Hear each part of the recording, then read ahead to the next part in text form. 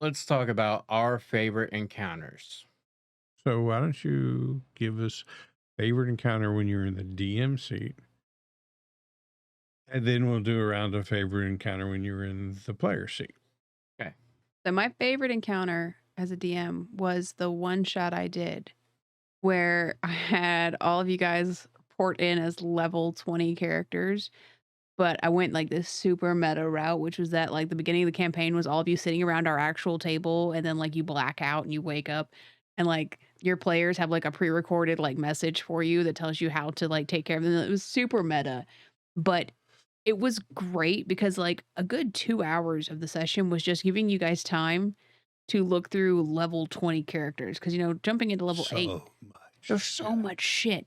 And just watching you guys like flipping pages through your character sheet, be like, oh my God, I can do this. And like, it wasn't even necessarily like the encounter itself. It was the way you guys played it and like how like you guys were like Sarah would cast a spell that she didn't really need to, but she had never even had like access to the spell and she just really wanted to use it.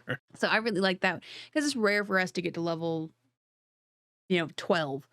I think the highest that we've ever gotten in a long-term campaign was maybe 10. I think we got to level Well, 10. we used to joke that if you reach fifth level, it was time Time to to start die. a new campaign. Um, but I really liked that one because it was nice, one, to get to make level 20 characters and just really dive in and try to make them feel like they organically grew and then give them to y'all and let y'all try to work through them. Like, I thought that was great. But then to take the angle of like,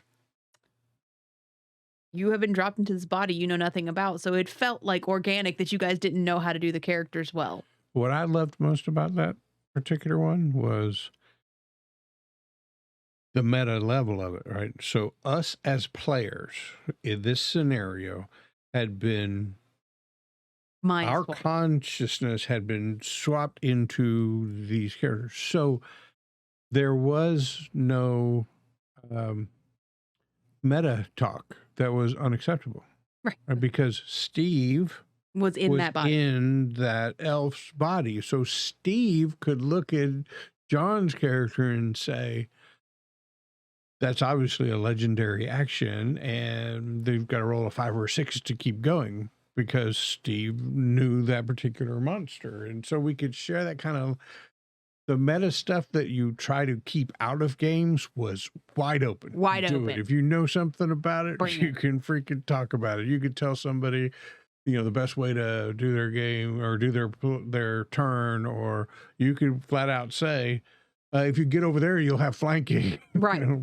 It was was great. kinda I really enjoyed that. great for a one shot. Would probably suck as a campaign. Yeah, it would suck as a campaign, but as a one shot, it was just super fun way to spend. And I think that was one of those 10-hour days. Call of Cthulhu, the first real episode we played. We were sitting out at the other table. We were streaming that one. Edge of Grandma Darkness. walked into the into the background.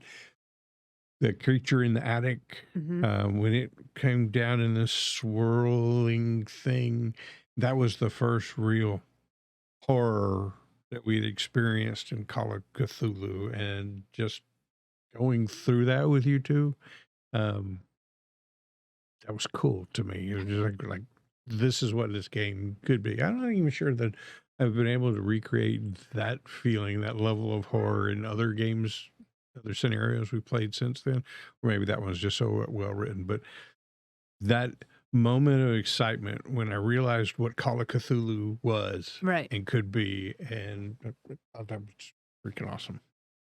It was really neat, and you had some really good faces in that.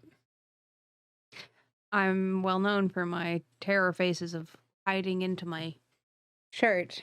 I think it was a lot like, like when you walk into a really beautiful hotel room the first time you open the door, like it's really impressive. But every time you walk in, like it's still beautiful, but it doesn't hit you as hard. Right. When you get You've to the seen- hotel on Monday, you're like, wow. By the time you walk out on Friday, it's just a room. Well, so you can still say it was a beautiful hotel room, but it doesn't hit you as hard. And I think that first one hit us hard because we had not done anything like it. And so we were like, whoa, bro. And then like now we've played it, so we kind of understand the build up and we kind of know where things are going. It's still very much scary, still very much tense, but that first newness, like. So the DM one, that was probably my favorite moment. Saltmarsh, battle at sea, or we were at sea, battle across the decks. Tim had done some wild shit because, you know, he had that trident that would just pop back to his Right. hand It anytime. was And fucking so there was deadly. this battle, but I may get some of the details wrong here, but the overarching things right. So he comes back to the ship, and something that he says to you makes you realize that the dude in the captain's chambers on that other ship was the big bad that your backstory was all about. It had killed your father or whatever. And so, in a completely outnumbered, if you guys, you know, it was time to cut the scene, and all the player characters like, all right, time for us to leave, except you, who swung back over there to go fuck kill it. that son of a bitch and put everybody in massive jeopardy. But you were playing to the backstory, and it worked out well. That was just really cool. And I think I made that guy teleport out of there You did. right before you killed him.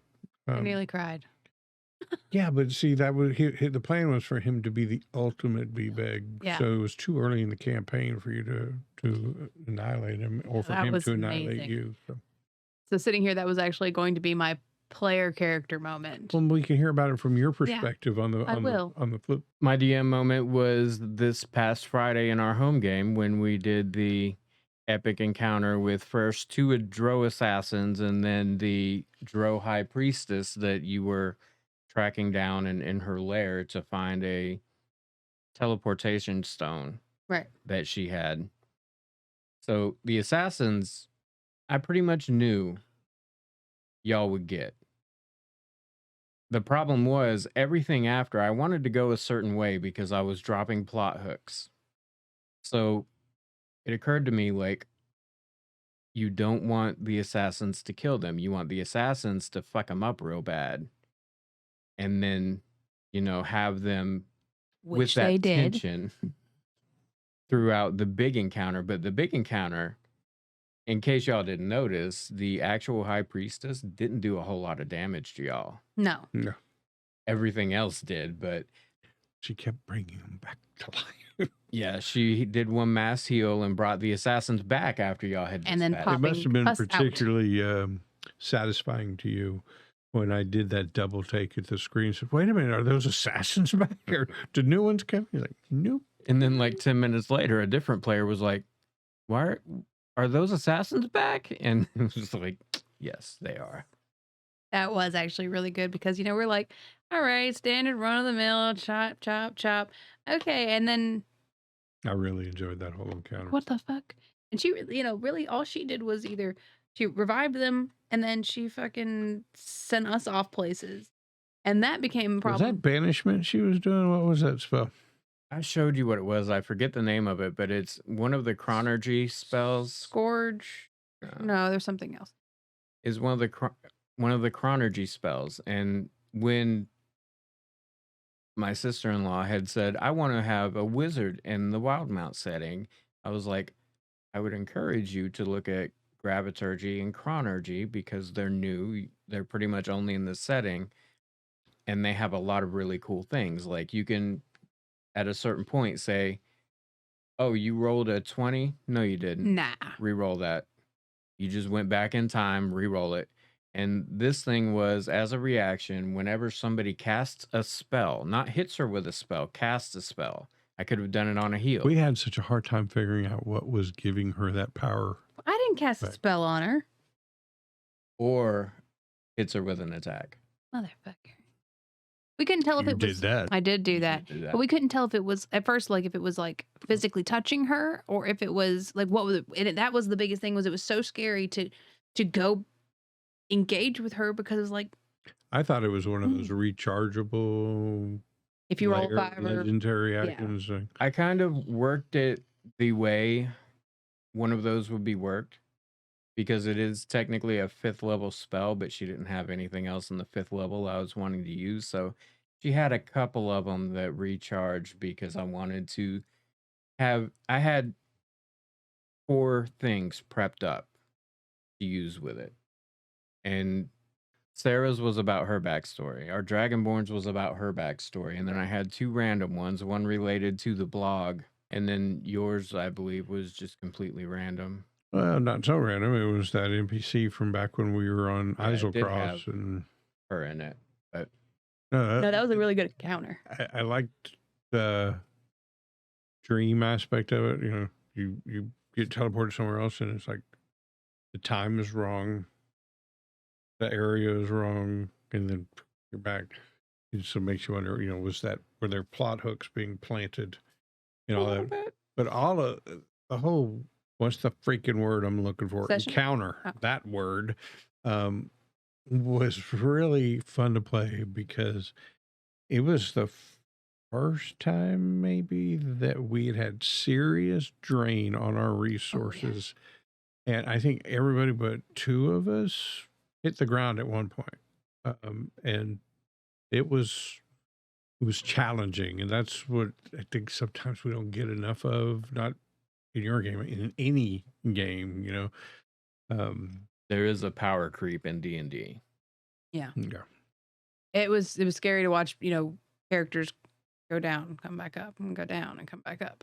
And it was like the healer and the magic user and the barbarian. And it was like, okay, you're going to be left with a paladin, a monk, and a Kenku rogue because we're running out of the peoples.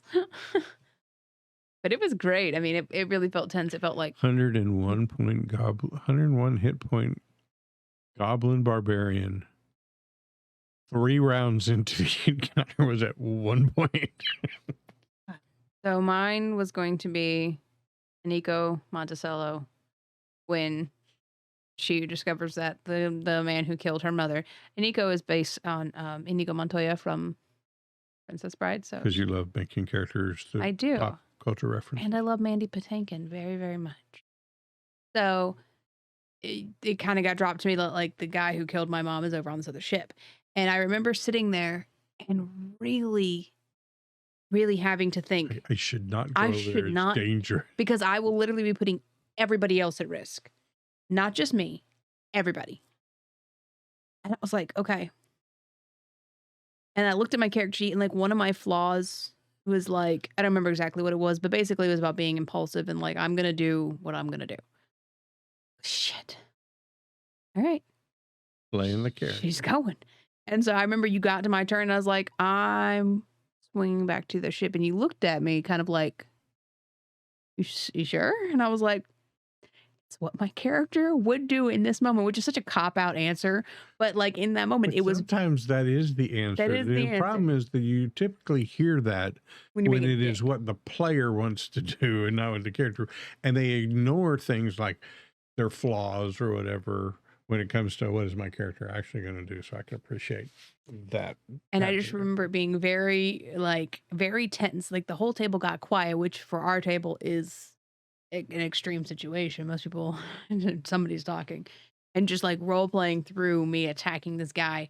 And then when he finally he teleported out, like I just remember being irate. I was like, as a person and as my player, just so fucking mad. I was like, I was so close. We were 4 episodes into I know. a campaign. You really didn't think you were going to get him that soon. No, but it just The whole concept so good. in my mind was just to give you this hint that the guy's out there, what the name of the ship is, what country he was coming from, so you had something to go on. Because at that point, it was pretty obvious you guys needed to disengage from this combat or people were going to die. right. So I threw that out there as like hooks for later when you're like I'm Fucking going over there now. I'm like, because you were low on hit points. I was. Everybody was low on hit points. I die a lot in most campaigns. Yeah, you had already died in that campaign because you went up in the attic with a thing of sturges.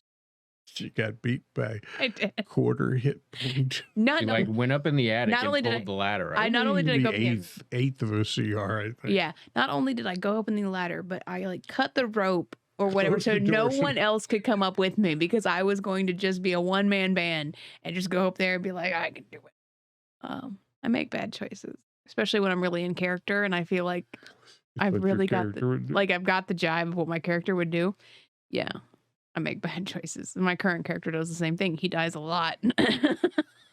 I remember very fondly the one where I was an octopus in your Salt Marsh That's a campaign. good one. And I think it's the same one I was just thinking of. I don't think it was the same exact one, but there were a couple really good on the water encounters. I think that was one of them. Yeah, that was. And then there No, I was mean, I think you're about to say the one I was thinking of. the one with the wizard. Yeah.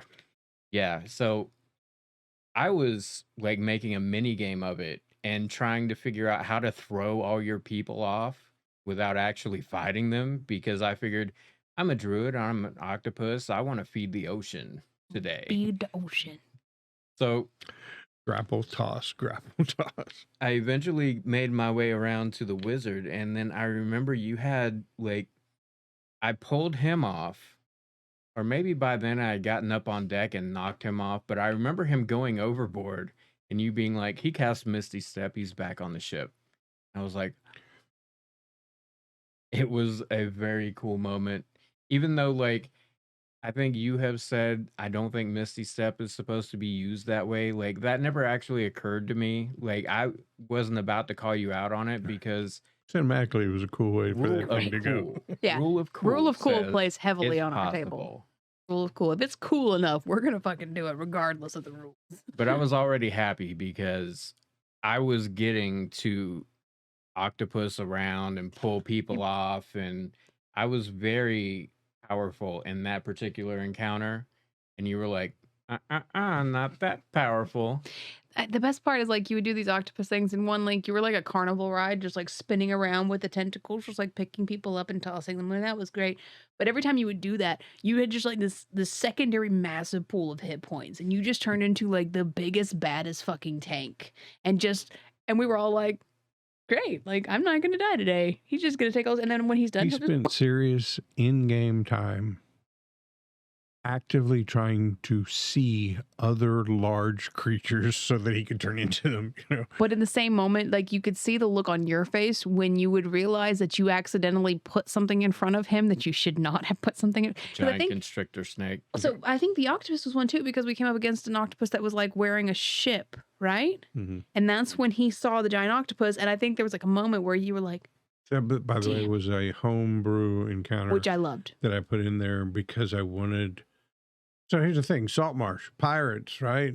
They give you ship stats and ship combat rules in the back, and the only ship encounter in the pre-made modules is that the very first the haunted house adventure where the smugglers are coming in and their ship comes in and you take it over, and that's how you get a ship. Yeah. That's it. So it's not even ship to ship; it's shore to ship, and Right. you take over things. So I have freaking ship. So That was a great encounter.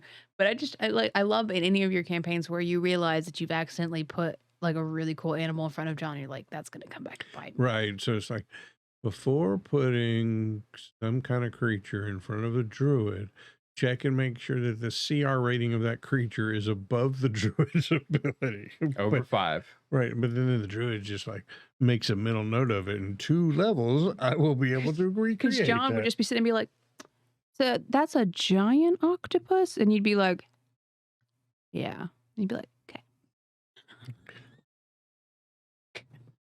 It was great.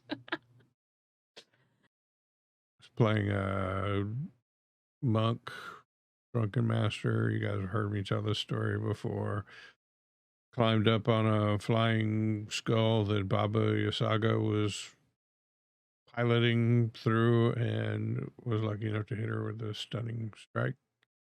Second action, I did the grapple action and then used my move to suplex her off of the thing into the swamp water below, and then still had a little bit of movement left because monk, Because and then just dragged her towards my party members so that they could all wail on her. And I think I ruined the DM's encounter. Like Baba Yasaga was supposed to screw us up a lot more than she did, but he was woohooing it up on the table right along with it. It was a virtual game, but yeah. yeah, it was epic. And I'll never forget that. But my absolute favorite encounter as a player is the next one.